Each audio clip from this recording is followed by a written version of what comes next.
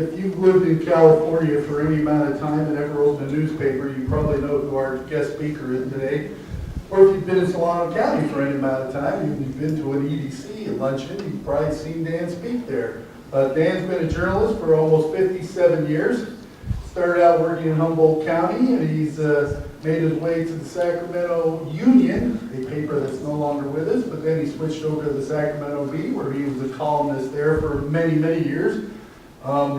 He's written, about 9,000 columns in his lifetime. Counting today's probably 9,001. He's written several books. He's been on TV. He's been on radio, both regionally, statewide, and nationally. It gives me great pleasure to introduce our speaker today, Dan Walters.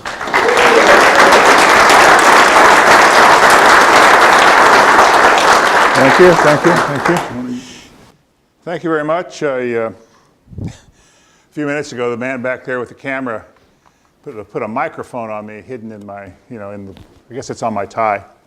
And I couldn't help but think of an interesting little incident that occurred in the Capitol some years ago, 30 years ago maybe, something like that, 35 years ago, something like that. CBS sent a crew to Sacramento to do a 60 Minutes feature on Willie Brown when he was Speaker of the Assembly. And so they wired up Willie with a microphone, and they recorded everything that he said or anyone said to him for an entire day. But nobody knew that he was wired up except the CBS crew and Willie Brown. So Willie's presiding, and he very rarely actually presided over the assembly, but because CBS was there and everything, he was presiding over the assembly, and they were recording everything that he said. And as one of the CBS guys later played the recording for me. I don't know why he did it, but I guess he did it. Anyway, so their session was going on and on and on and on and on. And this assemblyman from Southern California, a Republican, by the way, came up to him and to ask when the session was going to end, because he had a hooker waiting for him. And he explained to Willie in great detail all the services she was going to perform for him later on, and he was very eager to get out of the assembly and have his date. You hang around the Capitol a long time, you learn a lot of things you probably didn't want to know, right? First of all, I'd like to tell you a little bit about my current employer, CalMatters.org. I left the Bee after 33 years, about a year and a half ago, and went to work for CalMatters.org, which is a group you probably never heard of. But if you're interested in it, after listening to me a little bit, there's some brochures back there, way back there by the entrance, to give you a little more information. About 5 years ago, two women in Silicon Valley, Simone Cox, a Democrat, and Chris Boskin, a Republican, who were very close friends, got to talking about the lack of, or the declining amount of coverage of state political issues and policy. And out of that conversation was born CalMatters.org, a nonprofit organization that hires journalists such as myself, mostly experienced journalists, a lot of us off the Sacramento Bee and the LA Times, and we produce material, stories, columns, commentary, in-depth articles about what's going on in California and what's going on in the Capitol. When I went to work for them a year and a half ago, they had about 8 employees, something like that. We're up to about 24 now. In fact, we're moving into new quarters on Monday. And we now generate material every day, all the time, on our own website, calmatters.org, and that is distributed to news outlets throughout the state, free of charge. There's no charge to you either read it on our website, and there's no charge to the news organizations, about 150 of them, to get our material, including my column, 4 days a week, and publish it. So we're just tootling along. It's a nonprofit organization. We've been blessed with a lot of support from foundations and wealthy individuals and whatnot. And we're growing and continuing to grow. They're still hiring people, unlike a lot of news outlets, they're still hiring. And so if you're interested in California politics and government, calmatters.org. Sign up, you can read my column. You can get it delivered once a week, for 4 columns a week if you want it that way. You get a daily briefing. You have daily synopsis of what's going on in politics in California. If you're interested in it, it's a good place to go. And we're growing while everybody else is shrinking. Anyway, enough for the plug. I'm here today to tell you that Gavin Newsom is going to fix everything. Yesterday he unveiled his first budget, but it was more than just the first budget. It was his basically really claiming the governorship from Jerry Brown, and what, in my experience of being in the Capitol for this is my 45th budget. That gives you an idea. I was there for Jerry Brown's beginning, and now I was here for Jerry Brown's ending. The longest news conference in California history. It went almost 2 hours of Newsom explaining his budget, all the underlying things he wanted to do, and answering questions from people like me over his budget. He's going to fix everything, including, he says, the Department of Motor Vehicles. Which, if he does accomplish that, will probably put him into the history books all by itself, if he can ever fix the DMV, which seems to be getting worse all the time rather than better all the time.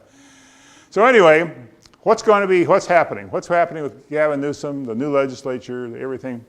Well, there's kind of a new sheriff in town. Gavin Newsom is about 30 years younger than Jerry Brown. In fact, the families, the Newsom and the Brown families are old, have been intertwined for generations. So Jerry Brown is kind of like Gavin Newsom's uncle, not by blood, but in reality. And so he's kind of like the nephew taking over the family business over from the uncle. But he wants to be bolder than Jerry. Jerry was bold in his first incarnation 40 years ago, and then he got old like the rest of us, and he became more cautious in his second governorship, didn't want to take on difficult tasks that had little chance of success. Well, Gavin says, no, we're going to do everything. So he's going to fix everything. He's going to fix the DMV, he's going to fix poverty, he's going to fix the housing crisis, he's going to fix the medical issues of people who don't have medical coverage. He's going to give a lot more money to the schools. He's going to give a lot more money to people on welfare. He's going to give a lot more money for health care and so forth, and also balance the budget, assuming that we do not decline into another recession, and assuming that the money keeps rolling into the state treasury as it has been for the last pretty much about the last 8 years. Jerry Brown was very blessed by having a very prosperous economy during his governorship. Will that happen? Well, who knows? You know, there are signs of an economic slowdown globally and nationally. And there's been a pretty consistent pattern over the years that if the economy catches cold, California gets pneumonia. We have a very volatile economy that tends to have higher peaks and lower valleys than that of the nation as a whole. And then the state government is even more volatile because the state is utterly dependent on taxing rich people. How dependent? When Jerry became governor 8 years ago, income taxes were about 50% of the state's general fund budget. Today, income taxes are 70% of the general fund budget. And half of those income taxes are paid by 1% of taxpayers. About 150,000 tax returns out of 15 million tax returns every year. And those are the 1%ers. Those are the people in the top 1% of income in California, and they pay a lot of money. The unfortunate thing is that much of their income doesn't come from salaries. Much of their income comes from capital gains. And capital gains are very, very, very volatile. Not only have we become more dependent on income taxes, not only have we become more dependent on income taxes from those 1%ers, but we've also become more dependent on income taxes from their capital gains in the capital markets, their investments, if you will. So California's whole budget is basically tied to how well a handful of people are doing in their investments. And therefore, it makes it very difficult to accurately forecast revenues, and makes California very susceptible to economic downturns. In the last recession, the big recession, what we call the Great Recession of a decade or so ago, California's lost 20% of its revenues in that recession, virtually all of it in lower tax collections from those 1%ers at the top of the heap. We've now become more dependent upon them, and the current estimate contained in the new governor's new budget yesterday is that if we had even a moderate recession, the state would lose about $70 to $75 billion in revenue over 3 years. That's about 20%, once again, about 20% of its revenue. And so general fund revenue. The budget is about $209 billion, and about $145 billion of that is the general fund. The other stuff is bonds and special funds like highway stuff, and that's all separate from the general fund budget, just for those who are wonky enough to want to be interested in that. So everything that he proposed yesterday is more or less dependent on the economy continuing to be expanding, but even by their admissions, expanding at a lower rate than it has been in the past. So in recognition of that, he did emulate Uncle Jerry in one way, is that he trying to avoid major long-term commitments. There's two kinds of budgeting that goes on in the state budget every year. There's the kind of the one-time appropriations for something, and then there's the commitment to a new long-term series of benefits or other programs. And those are the ones that really add up over time, because those entitlements, as they're called, are easy to put in and very difficult to take out when the economy goes south, as we discovered in that last recession. So entitlements are things like welfare benefits, that's one of them, health benefits, school spending, child care, all these sorts of things that the groups that back those kinds of services want to have installed in the state budget and want to have these kind of commitments. If you give somebody a benefit, let's say, and this is one of the things that's out there, because this is a very important thing, you expand early childhood education and say every kid in California is going to have preschool free of charge. Just to say you do that. And that's really the goal of the child care advocates and the early childhood advocates. Well, once you do that, and then the recession comes along, how do you not do that anymore? It's politically almost impossible to do. And so what's happened over time, nobody really set out to make it this way, but what's happened over time, as the budget has become more dependent on income taxes, and particularly income taxes from the wealthy, the level of revenue volatility has gone up. Higher peaks. When the economy is good, the revenues just keep rolling like crazy, and then deeper valleys when the economy slows down. So the revenue side of the ledger has become more volatile, much more volatile. When Jerry Brown was governor the first time around 40 years ago, the income tax was not even the most important tax in the budget. The sales tax was the most important tax. The income tax was like 20% or something of the state budget. Now it's 70%. Did we set out to make it that way? No.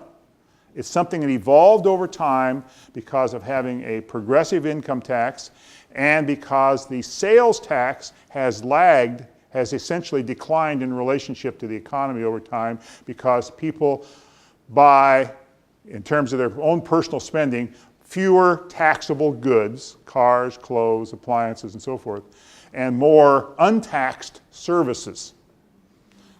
Lawn services rather than lawnmowers, let's put it that way. And so the sales tax has declined. At one time,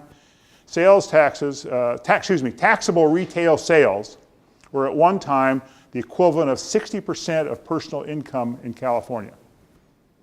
Today, taxable retail sales are like 25% of the equivalent of 25% of personal income. Don't take these numbers to the bank. Those are just kind of rough numbers. I'd have to go back and look at my computer to give you the exact numbers, but that's about right. So therefore, the sales tax is only generating maybe 25 or 30% of the state budget now. Not even 30%, 20, 25% at best, and the income tax is 70%. So the revenue side of the ledger has evolved over time to become more unpredictable or volatile, but the spending side of the ledger has been increasingly locked in and impossible or difficult to change. Under school finance law, schools are kind of locked in constitutionally into a share of the state revenue stream, for example. It's very difficult, if not virtually impossible, to change. And prisons, pretty much locked in. Who wants to turn loose inmates, right? The other major thing, healthcare. Healthcare, the state only puts up a small share of the healthcare budget. The feds put up most of the budget. So if you want to cut that, you're really giving away federal funds, and on and on. Probably the most locked in of all are retiree benefits, pensions and health care for retirees. Those are really locked in. So the expenditure side is more locked in, the revenue side is more volatile. Therefore, when you get these inevitable economic downturns, all hell breaks loose. It becomes very difficult to think. Now, there's two things you could do about that politicians could have done and still could do about that situation. One of them is to reform the tax code, make the state less dependent on income taxes from the wealthy, but that is fraught with political connotations. What? You're going to give the rich people a tax break and tax the middle class more? Not over my dead body, right? That becomes a very difficult thing to do, and nobody's really tried to do it. We've talked about it, but nobody's ever tried to do it. You could tax services, extend the sales tax to services. That's also kicked around, hasn't happened yet. Or you could sock enough money away that when the downturn comes, you would be cushioned. And that was Jerry's approach. And the voters went along with creating this rainy day fund. The rainy day fund maxes out at about $16 billion. They've created some more kind of other rainy day funds, and so maybe call it $20 billion. But as I said before, a moderate recession would cost you $75 billion over 3 years. So it's a small share of the potential downturn. It sounds good. God, we got all this money locked up. Of course, we're going to be fat. But it's actually puny in comparison to the downside. So Newsom is kind of, in a way, continuing what Jerry Brown did. He is putting some more money into reserves. He's also diverting money into one-time expenditures that don't commit you to these long-term expenses. So he's putting money, he's paying down debt, money the state owes. He's paying down pension debt, unfunded liabilities for pensions and sometimes for health care. He says he's putting 80% of the kind of extra money, the extra money they have to spend, he says he's putting about 80% of it into one-time expenditures or into reserve funds. And that's probably about right. Now, that doesn't really completely shield you from the effects of recession, but it's better than adding a whole bunch of new entitlements to the budget now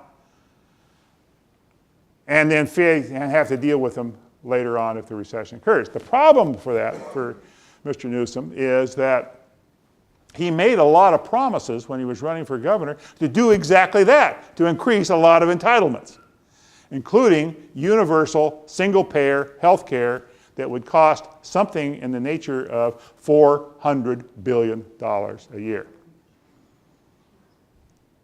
If you're looking for things that are big in California, healthcare is right up there. It's the largest single industry in the state in terms of economic activity. I mean, far larger. $400 billion a year is spent on health care in California. Nothing even comes close to that. Not agriculture, not tourism, not aerospace, not Hollywood. Nothing you can possibly mention comes anywhere in the same orbit as that. I mean, agriculture is only about $50 billion a year, for example. So it's the largest single industry. It employs hundreds of thousands of people. It very often in many communities, the hospital is the largest single employer in town, which illustrates that. And of course, it's something that touches all 40 million of us in our personal lives. Now, you look at healthcare as a total, $400 billion. About 70% of that money is paid by government. And 50% of that money is paid by the federal government. For Medicare, like old folks like me get, retiree health care, like my wife, who retired Air Force Lieutenant Colonel, gets, but mostly for Medicaid, or what we in California call Medi-Cal. Medi-Cal now covers 1/3 of the entire population of California, over 1/3. 14 million people are on the Medi-Cal rolls of California out of a population of 40 million. So health care is a big deal. And the advocates of single payer, who kind of captured the Democratic Party, want the state to take over that entire system. And they would have, and it would be very complicated. You'd have to get the feds to agree to put all their money into that pot, the Medicare money, the retiree money, and all that. They'd have to put that in the pot.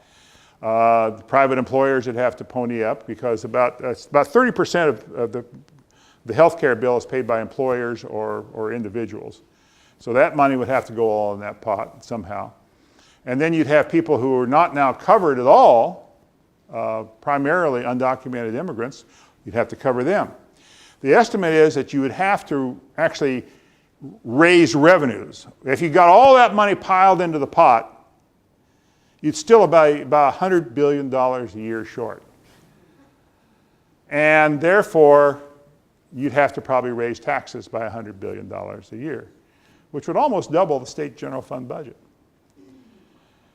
So he hasn't gone down that road, even though he promised to do so. He's making a few baby steps into that, kind of a holding action, or try to keep the forces at bay in some way. He wants to provide more subsidies to more people under Obamacare, going up to the upper middle income brackets with subsidies. He wants to cover undocumented immigrants up to the age of 25. They're now covered up to the age of 18 under Medi-Cal. And a few other little things. And he wants to ask the feds to give him the waivers to start looking into single payer. So those are kind of baby steps. They don't cost much money, really. It's kind of a tokenism in a way. But it illustrates the problem that Gavin Newsom has down the road, which I described the other day in a column as being essentially the same problem that Donald Trump has. Donald Trump promised a wall to stir up his core voters, and now he's having to try to make good on that promise or look like a fool. Gavin Newsom promised not only single-payer health care, but universal early childhood education and a whole bunch of other things that would cost buco bucks. And now he's making little token payments towards that thing. But the advocates of those things are not going to settle for those tokens in the long run. They're going to demand that he come either fish or cut bait. And then you start getting very expensive, and he has to stare into the abyss and say, at some point, the economy is going to go south. So how far am I willing to go until I know where that sometime is? And that's the dilemma, the long-term dilemma that he faces. In a way, the best thing that could happen to him politically would be two things that you kind of automatically assume you wouldn't want to happen. In a way, a recession would be helpful to him. It would give him the rationale for not having to fulfill all of his campaign promises. In a way, if he has presidential ambitions, look, he's 51 years old, he's tall, he's handsome, he's rich, he's got a beautiful wife and a charming family and a little kid that performs on cue on stage. A little bit more than they expected, but nevertheless.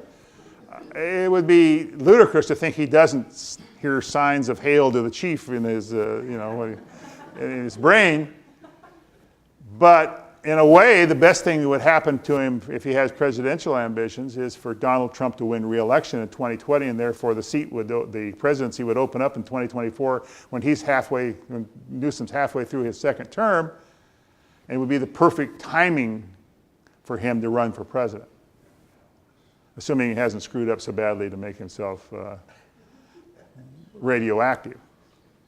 So does Gavin Newsom hope for a recession and hope that Donald Trump wins in 2020? I don't think he would never admit that, of course, but it might be the best. It might be, from a purely political standpoint, the best thing that could happen to Gavin Newsom in his political career.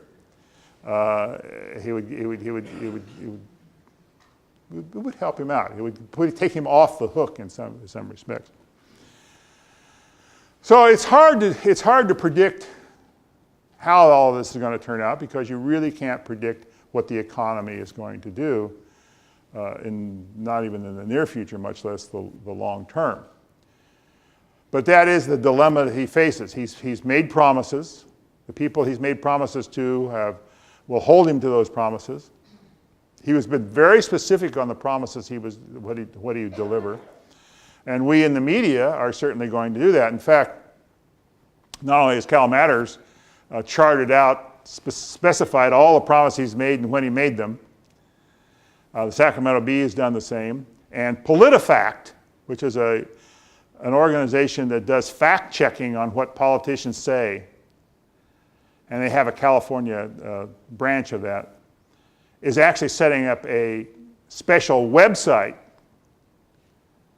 that charts Gavin Newsom's promises and how well he then delivers on those promises.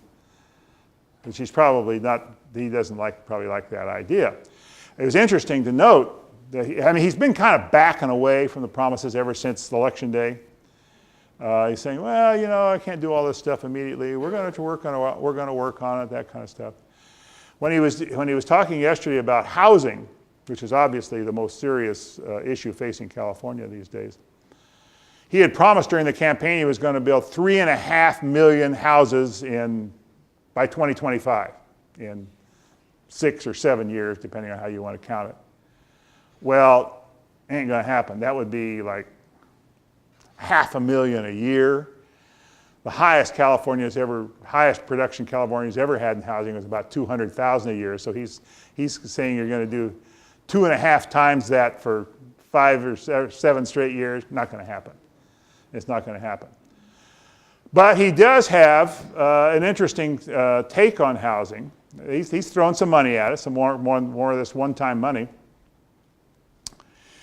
But probably the most interesting thing is for those of you who are city officials or in the real estate and housing business, he wants to do away with those quotas that the state has put on cities for housing production, and then have new quotas that will be regional in nature. Instead of having, say, Vacaville or Fairfield have a specific quota, then you might have a quota for Solano County. And then he says he said they will be more realistic, whatever that means. And he says he wants to withhold transportation funding from any region that does not meet the quota.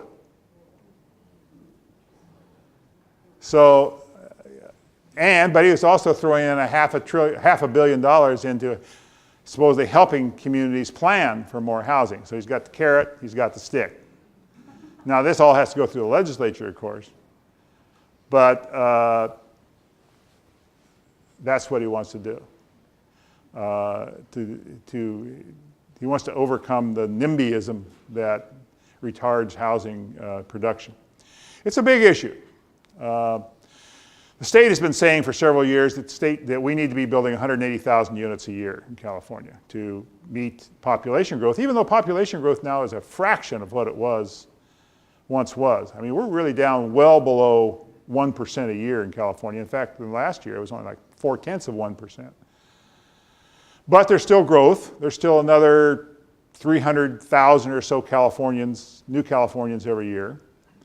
Most of our population growth, almost all of it now is births over deaths, but birth rate's going down, the death rate's going up, so the population growth is slowing. But we still have more bodies every year to house those bodies and make up for the housing that's lost to fire and other obsolescence and whatnot, and to make a dent in our housing backlog. The state said we need to build 180,000 units a year.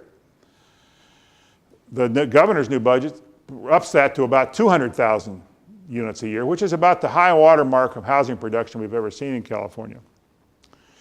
We were down to as low as about 30,000 units a year during the recession when the big housing boom went bust. And we've now climbed up to over 100,000.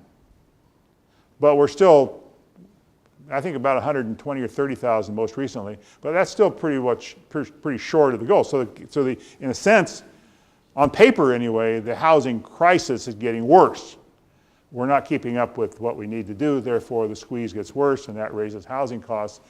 And housing costs are really starting to bite the economy. If you look down the line, you say, what could slow down California's economy? Housing costs are right up there near the top. There's some pretty strong evidence that it's a huge factor now in determining job-creating investment in the state. And that's one of the reasons why the governor said yesterday that he wants Silicon Valley, he mentioned specific Silicon Valley, but presumably other employers will, to step up to the plate and start investing in housing themselves, since their jobs are the ones that create the demand for it. So this is it. We need to build, let's assume that 200,000 number is correct. Let's put that in kind of macro terms. On average, a unit of affordable housing costs $350,000 to develop in California. That's a so-called affordable housing. It's higher in some locales like San Francisco, lower in some places, but that's the average, statewide average. Even if you talk about the 200,000 units in terms of affordable housing, that's $70 billion a year that would have to be spent on housing. Well, the state doesn't have that kind of money. Never going to have that kind of money. No matter how many little housing bond issues they pass or how much money they throw into the pot like Gavin, there's one-time money, $500 million there, $500 million there. That doesn't add up to $70 billion a year. Obviously, therefore, only the private sector can fill that need. And that then requires making housing an attractive investment for those investors, and also, and part of making that attractive is doing something about the availability of land and zoning and so forth in local communities. This is going to be, Newsom said yesterday, is the issue. And he's probably right. California's economic future will depend in large measure on whether we deal with our housing shortage. And dealing with it is going to be extremely expensive and extremely difficult to do because of the reluctance, the understandable reluctance in many cases of communities to entertain the idea of having a lot of new housing in their areas that creates more traffic and so on and so on and so on. And Jerry Brown did not want to really meet that issue head on. In his second stint as governor, he tended to be pretty cautious, and he didn't want to fight any battles he didn't think he could win. Newsom says he's going to do it head on, and by putting out that potential loss of transportation funds as a penalty, basically saying there's a new sheriff in town and we're going to push this issue very hard. It could in fact become the defining issue of his governorship, not health care, which is a lot of people have talked about, but the housing thing could be the defining issue. He says he's not going to duck it.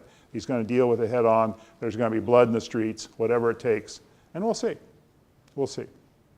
I'm going to stop right there, and start answering questions, which are probably going to be more intelligent than what I just presented. Yes, sir.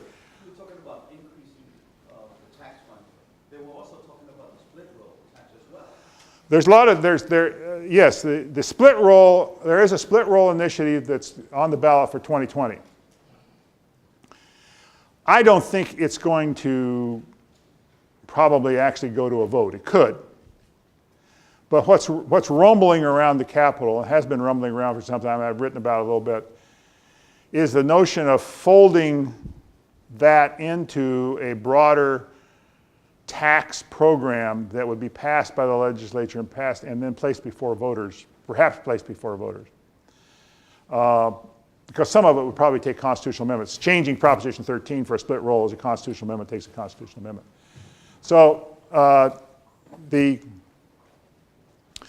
And Newsom talked about that yesterday. He was asked about it and talked about it. He said he's interested in tax reform that might include a split roll, might include extending sales taxes to services, might include a whole lot of things. It's tough slogging.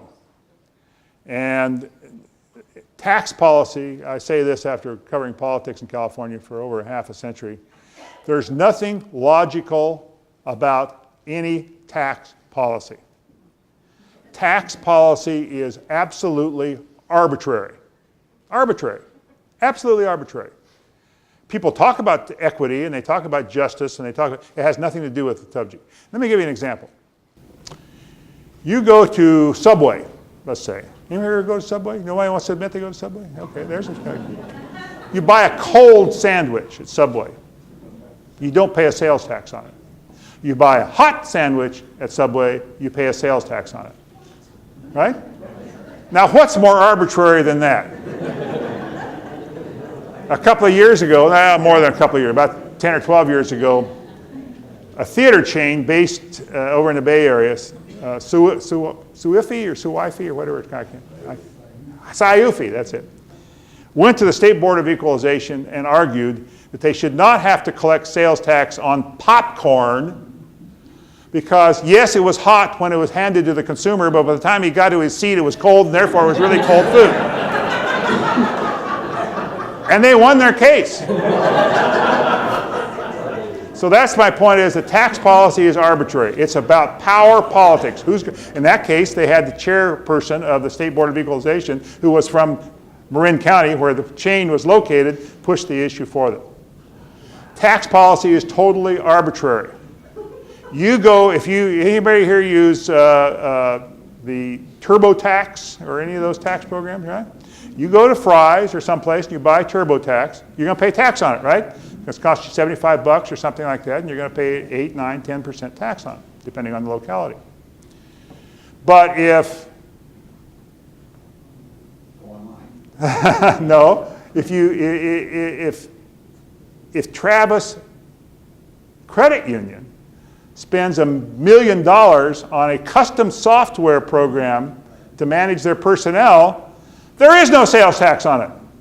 Why? Because the custom software industry appealed to the legislature about 35 years ago to eliminate the sales tax on custom software.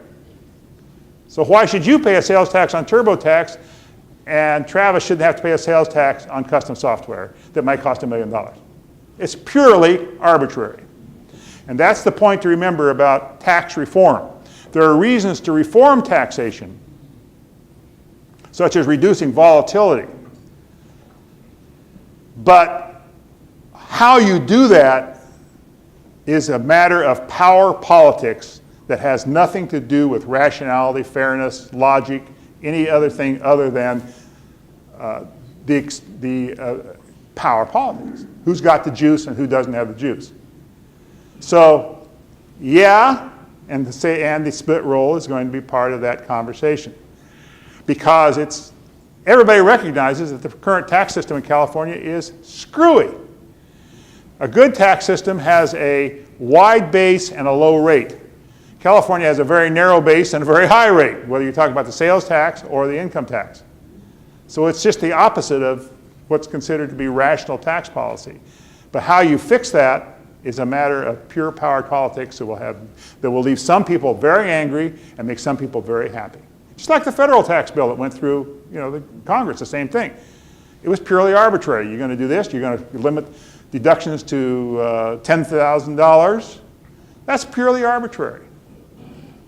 And it has nothing to do with anything other than who's got the juice and who doesn't have the juice. Yes, sir. From the standpoint of understanding a leader by whom he surrounds himself with, any observations on his first key appointments? Yeah, they basically come from the Bernie-crat wing of the Democratic Party. Very liberal, labor unions.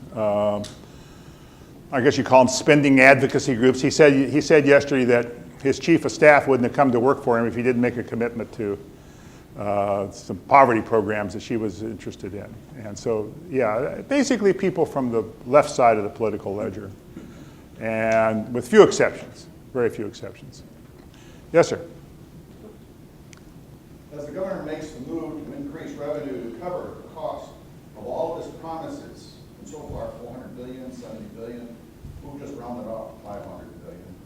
In your opinion, would more of that 1% relocate out of the state of California? It's the $64 jillion question. It's already happening. I mean, under Governor Brown, the voters approved basically a surtax on the highest income taxpayers. He said it was needed to balance the budget temporarily. And then some labor unions and others came along a few years later to make it semi-permanent. Then extend it out to 2030 or something. But everybody knows they're going to extend it again. It's going to be a permanent thing. So you have now very high marginal tax rates in California on income, highest in the country by far. And will people just say, screw it, I don't want to live here anymore? Well, some are already. We don't know how many.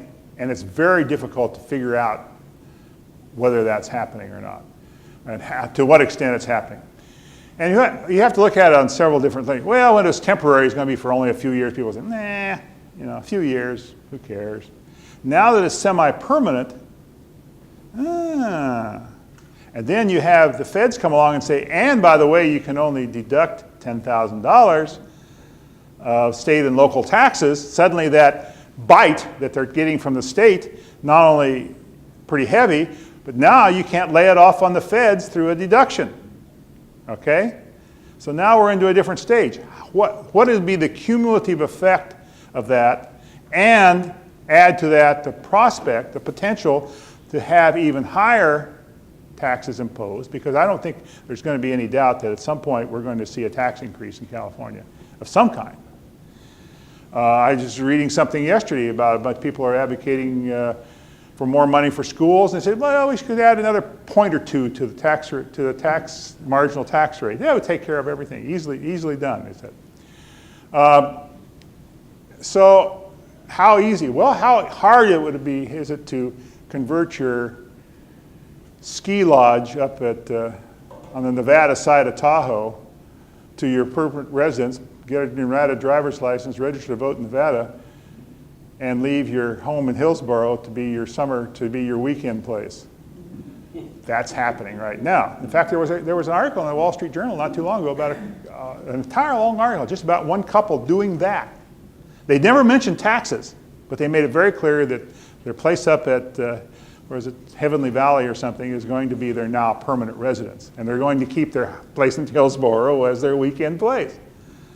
How difficult is that to do? It's not very difficult at all. There's a case pending for the U.S. Supreme Court right now. In fact, we just had arguments on it this week, having to do with an inventor by the name of Gilbert Hyatt, he was one of the great inventors that nobody's ever heard of. But he invented a lot of the stuff in the high-tech industry. And before he started collecting royalties on this 25 or so years ago, he moved to Las Vegas from Southern California. And the state has been trying to collect taxes from him ever since. Those cases, this is the second time that his battle with the state has gone to the U.S. Supreme Court. And he says they're just trying to make him die before he wins this. He's won most of the time, but there's another aspect of it now before the state Supreme Court, or the U.S. Supreme Court. So this is a pretty serious matter, because if there's a substantial exodus of 1%ers in California, it will affect revenues because they generate so much of the state's thing. I know in my own personal acquaintances people who have retired to Nevada just to escape state taxes. And people are doing it all the time. But is it a max exodus, or is it just an anecdotal thing? And we haven't really seen, this is the first year we'll see the effects of that $10,000 limitation, for example, when people are making out their taxes now. How many people will look at this and say, what? Maybe it's time to make a move of some kind. And so, who knows? We'll see. Yes, sir. Thank you for being here today, Dan. Sure. To me, the key economic ingredient to the well-being of California is water. Any comments on water itself? Water? Water. Water. Makes me thirsty to think about water. Just before he fled to his new solar-powered home up in Colusa County, Jerry Brown tried to do a deal on water. He got it partially done. A very complicated, it's kind of like 3-cushion billiards. He wanted to get the farmers down south of the Delta to give up some of their water so that you'd have more water flowing through the Delta to help the fish, to make up for the water that his tunnels would take under the Delta and send to Los Angeles. And it's like I say, a very complicated maneuver. He got some of it done. There's part of it's going on in Congress, part of it's going to the State Water Resources Board. It's not done yet, okay? And I don't know that it's going to get done. And I don't know that those tunnels are going to be built. Gavin Newsom isn't as enthusiastic about them as Jerry Brown is, nor about the bullet train either. Ultimately, what this is all about is shifting some water consumed by agriculture, used by agriculture, to non-agricultural purposes, whether they be more municipal and domestic supply or more water for habitat, particularly in the Delta. This has been going on now for a long time in California, decades and decades and decades. There are all sorts of interest groups involved in water, there are countless interest groups. And it involves the federal government because the feds control some of the water, state government because the state controls some of the water. The idea is, should you be building more storage? Should you not be building storage? Should you build the tunnels, not build the tunnels? All these things are moving parts.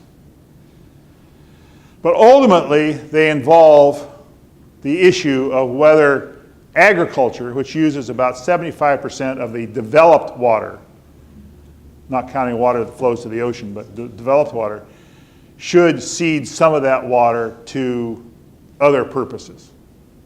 And if so, under what circumstances? Should it just be taken from them? Should it be bought from them? How much? How that affect the agricultural economy? The ag industry is in a. I've been collecting a lot of string on this because I want to write something kind of comprehensive about it. The ag industry is in a weird place in California.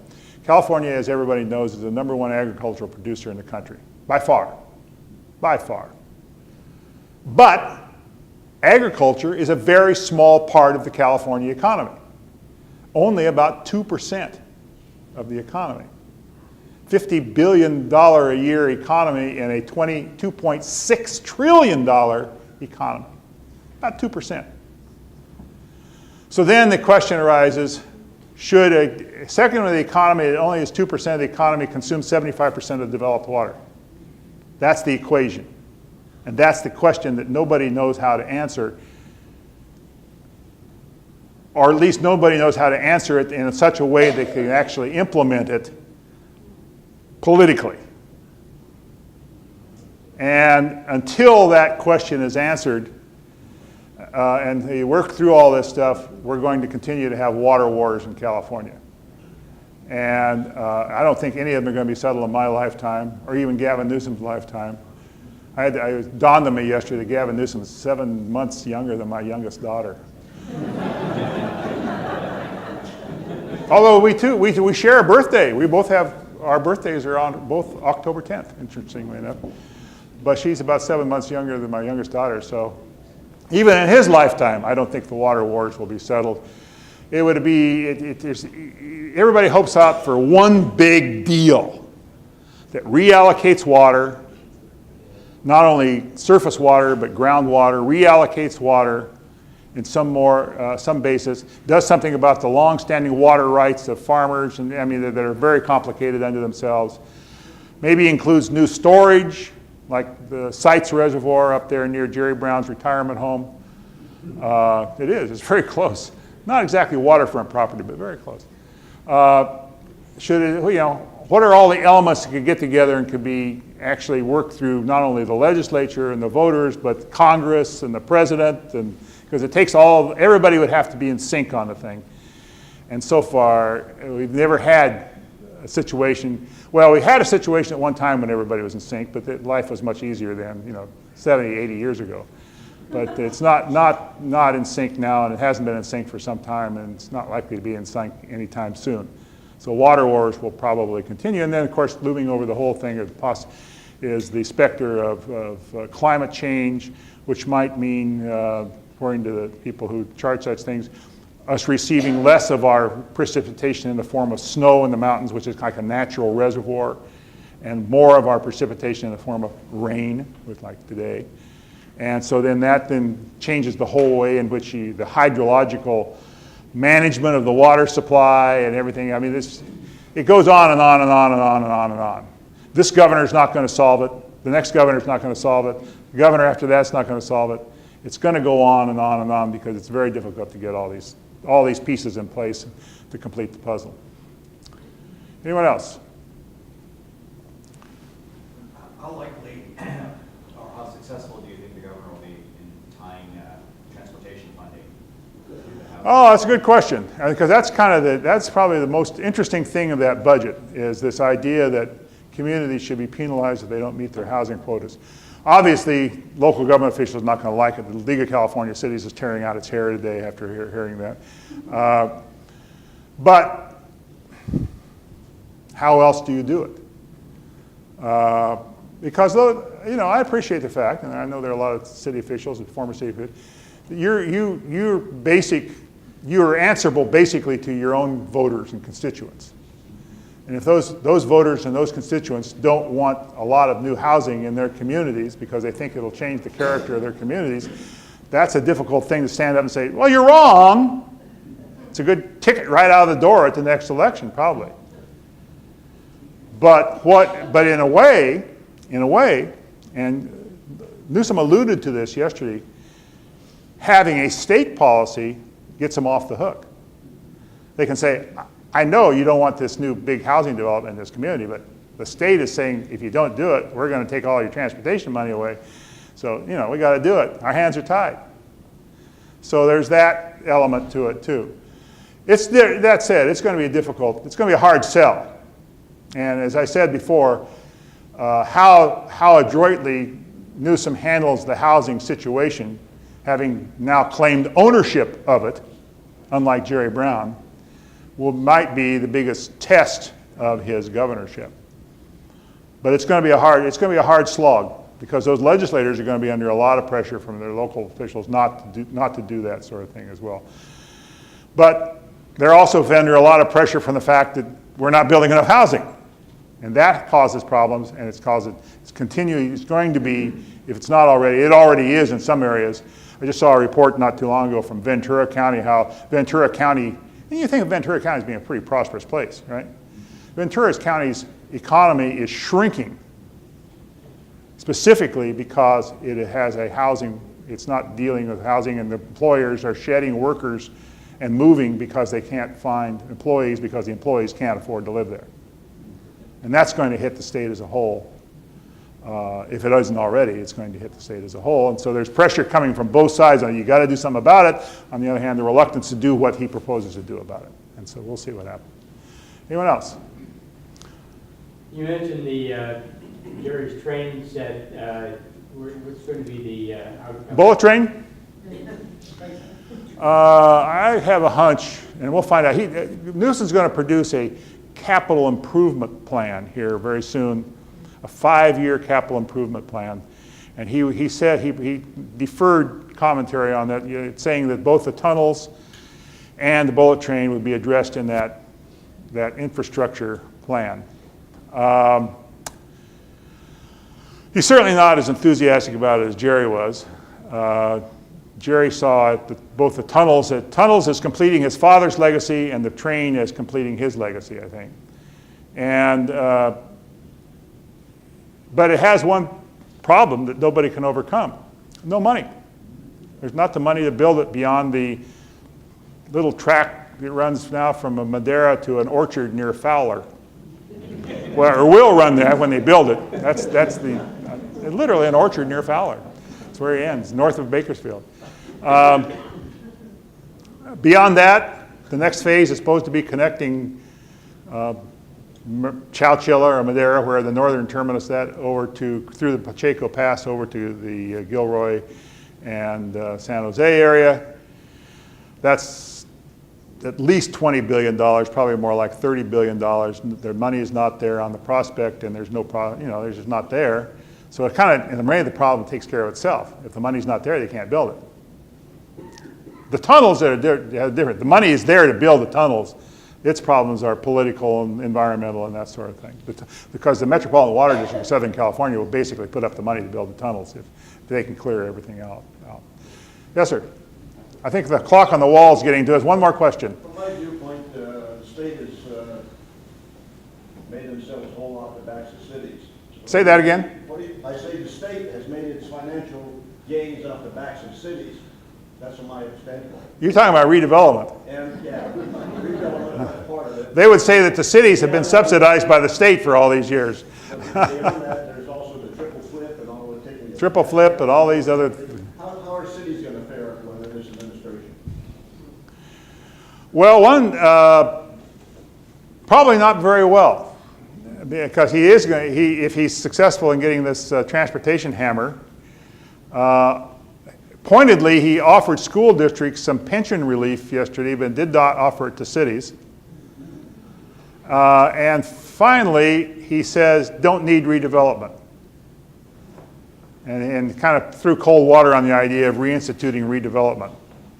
So I don't think cities are going to be very happy with this governor, even though he's a former mayor himself. I don't think they're going to be particularly happy with him. If he does and doesn't do all the things he says he wants to do and doesn't want to do, I don't think cities will be particularly pleased with him. All right. I think we need to check the water in Sacramento. See, once you get there, you forget where you came from. All right. I have one last question. Sure. Who do you like tomorrow, Chiefs, Colts? Oh, Chiefs, Colts? And thank you very much. Let's All give right. Dan a big hand.